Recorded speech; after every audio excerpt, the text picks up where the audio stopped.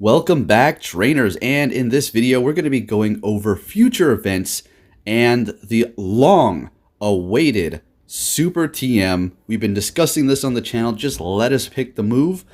Well, looks like Niantic is actually going to be releasing this. It was actually data mined, so we're going to be taking a look at that, as well as going over some of the tasks that we're going to be seeing in the future for Valentine's event and apparently a Sinnoh event.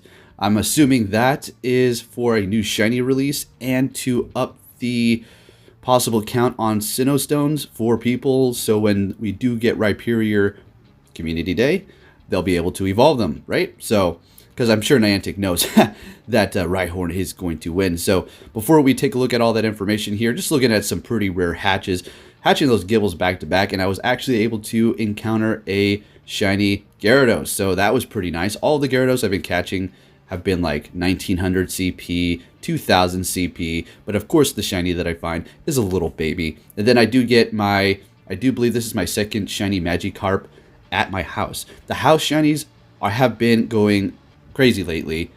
I love it. Not only did I have the increased spawns around my house when they did shift all that, but the shinies have increased as well. Anyways, as well as my, I think this is my 7th shiny Heatran. I just went out for the raid hour and I found myself a shiny. As a matter of fact, everybody did in our group, so that's pretty nice. Now, going over the information here regarding this, apparently it's going to be called the Elite TM. This was data mined by Pokeminers, and I will have a link to every single resource that I'm using in the description down below, so if you want to check them out, which I highly urge you do. So as we can see here, we're going to be able to pick our fast move. We're going to be able to pick our charge move. This is big stuff here. Now, I'm not 100% sure it's going to allow you to pick both of them at the same time. So if, say you use one of these Elite TMs, are you going to be able to pick your fast and charge move at the same time with one? We'll have to see. And then we're going to have a Valentine's Day event. So that's going to be pretty exciting, I suppose. A new shiny release, Community Day, and that's just going to be detailing the candidates that you can pick during that time. And then we're going to have a few other things here. Of course, we have Sinnoh Task Day coming up, and that's just simply, well, like the Feebas and the Lotad. We're going to go around, find tasks, and you have the possibility of getting a shiny. And as we've seen in the past, those are not too popular with the community, those task days. Now, taking a look at this graphic by Orange Heart here for the Go Battle League. So to unlock those rewards, you're going to have to be winning, right?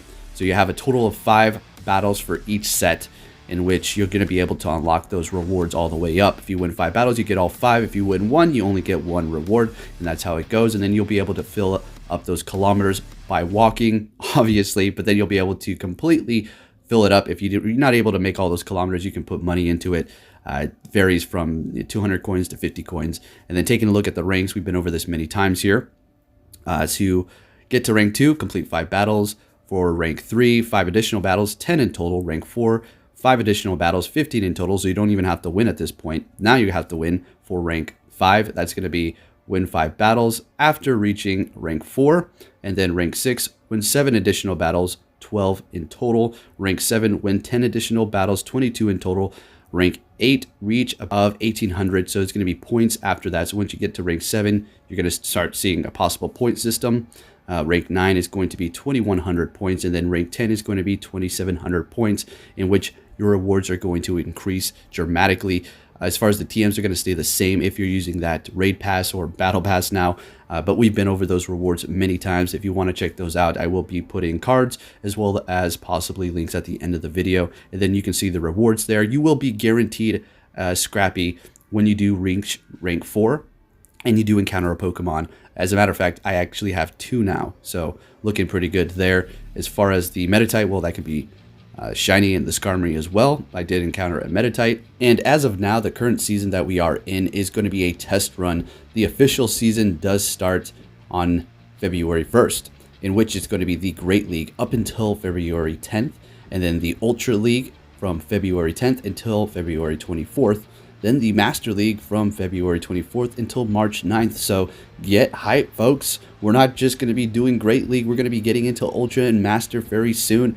And I'm going to continue to bring you information. Now, taking a look at this chart put together by PvP Poke and Game Press, 2 great resources that you should definitely check out if you're just getting into PvP. I'm sure if you've been PvPing, you already know about them. Yet again, links in the description. Now, taking a look at their prime picks, premier picks, we have Altaria, Azumarill, Swampert, Registeel, Skarmory, Sableye, Defense Form Deoxys, Tropius, and Alolan Marowak. Now, the cheapest ones on this list are going to be Altaria, Swampert, and then you can go into Azumarill, which is going to cost you, I think, 50,000, and then the Alolan Marowak is going to cost you 50,000. Sableye is going to be 75,000 for that secondary move, and so is the Tropius.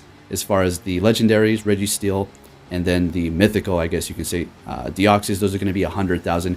So look out for those Pokemon. People are wanting to go in with that Altaria #1, which is not bad at all. It can win you many battles, but at the same time, there are also hard counters that people can enter in with, like Azumarill or Skarmory to that. Now, the bargain ones, we have Venusaur, and just because it says bargain doesn't mean they're lesser or anything. It's just like they're cheaper picks, okay? So Venusaur, because I've been using Venusaur, I think is amazing, and so is Meganium as well. Wishcaz is also fantastic, and then you have Clefable, and then Mantane. Mantane's a very awesome pick because what's going on here is Bubble's going to gain you energy fairly fast, and then you have Bubble Beam, which is going to drop their attack.